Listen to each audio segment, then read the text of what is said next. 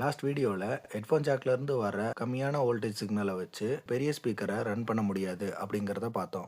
இந்த வீடியோவில் ஆம்ப்ளிஃபையர்னா என்ன, அது எப்படி வோல்டேஜை பூஸ்ட் பண்ணுது அப்படிங்கிறத பார்ப்போம்.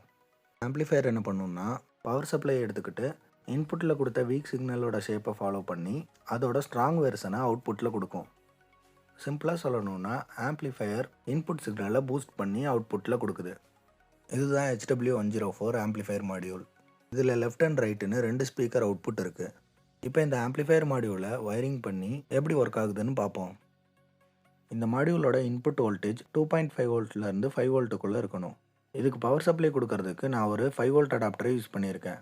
இப்போ என்கிட்ட ஒரே ஒரு ஸ்பீக்கர் தான் இருக்குன்றனால ரைட் சேனலில் மட்டும் சிக்னல் கொடுத்து ஸ்பீக்கர் எப்படி ஒர்க் ஆகுதுங்கிறத பார்ப்போம்.